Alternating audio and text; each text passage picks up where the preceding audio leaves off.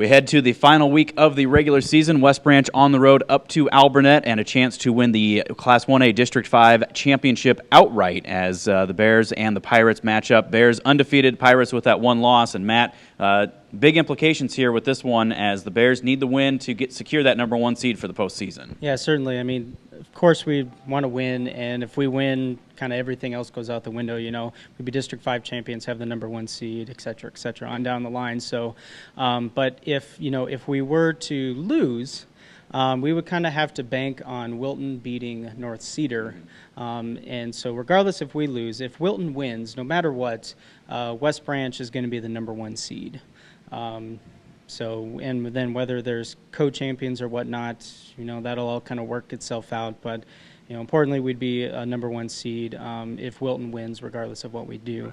Now, if we were to lose and Wilton lost to North Cedar, Alburnett would actually have the district championship. So there's quite a bit on the line here.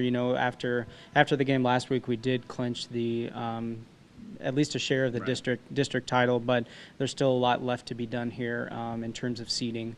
And regardless of which way it goes, whether we're #1 seed, #2 seed, our game on next Wednesday is going to be at home. Right. And that's an important thing, and there's so many ifs, ands, and really what it comes down to is win, take care of business, everything else falls into place. And that's what the Bears are focused on. That's what Coach Peterson's really going to be focused on, telling his guys, don't think about any of that other stuff. Really what it boils down to is take care of your job, take care of the scoreboard. Good things are going to happen down the line. Yeah. Now, taking care of their job is going to be a challenge because this is an Alburnett squad that comes in really good. A lot of people surprised that they got beat by Wilton a few weeks ago. They were ranked in the top 10. They've got some pretty good athletes. You look at Caves, the quarterback, Shalista at running back, Stewart at wide receiver, all guys that were very instrumental in the team last year. Yeah. All back. So they're experienced. They know what they're doing out there. Yeah, you're absolutely right. They are experienced. And, in that game against Wilton a couple of weeks ago, Caves was hurt, and I believe Shalista was also hurt. So they kind of got hampered in that game too. So, whether that was a true Alburnett team playing against Wilton, don't know. We'll find out Friday. But, yeah, those are the three guys that you just mentioned. Those are going to be the three keys to stopping Alburnett on Friday, especially Caves at quarterback. He has just over 1,200 yards passing, and I think just about 600 yards rushing. So we have a dual threat quarterback in Cooper Koenig. The Pirates on the other side of the ball have, just as good as Guy, running their ship, quote unquote. Yeah, that was bad, right? Yeah. So stopping him is going to be important, and I think the key is. If we have Coach Peterson might do this, I don't know. It's kind of something he's done in the past. Kind of have a spy on that quarterback because, if the D-backs do their job, cover up all the wide receivers, he's going to take off. And that's what's going to concern me the most. So I think if these DBs can, lock up the wide receivers and then the linebackers can, at least one of them, put a kibosh on Caves, leave in the pocket, that's going to be huge. And then, Caves handing off the ball to Shalista.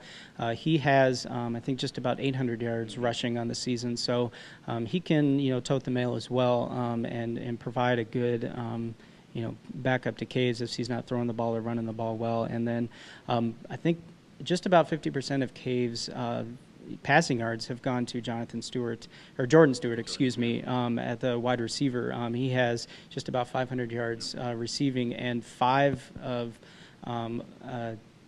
Caves' 11 touchdown passes have gone to Stewart. So he's those three guys are going to be the big key to stopping Alburnett Friday. Well, on the flip side, too, this is a very opportunistic defense. I was looking through. They have 22 turnovers that they've forced, 14 interceptions, 8 fumble recoveries. So Bears really going to want to take care of the football because it looks like they're willing to jump some routes, make some plays in that defensive secondary, and ball security. If you can take care of things, especially with what Mother Nature's throwing our way, could see some rain on Friday night. That's going to be very key to how this game plays out as well. Yeah, absolutely. And I think with their defense, I think it's going to be important for Koenig to be just patient with the ball. Sometimes this season we've seen he has a little bit of a tendency to want to throw it, but I think it's going to be important for him to just, if he doesn't see receiver down there, throw it out of bounds or go, and maybe get a yard or two on a run and get something. But don't create opportunities for this Pirate defense to get the ball and take it away, because I think points off turnovers are going to be a huge deal this game. And it's for all the marbles, rather. District 5 championship on the line. Winner take all, basically, is how it's going to play out. And so the Bears with a big one. It's going to be a 7 o'clock start up at Alburnett. Quinny and I will have the call with you. 6:30 is the pregame, all of the action right here on the Bearcast at westbranchfootball.com. Look for the rest of the capsule and other stats and highlights coming up here at westbranchfootball.com.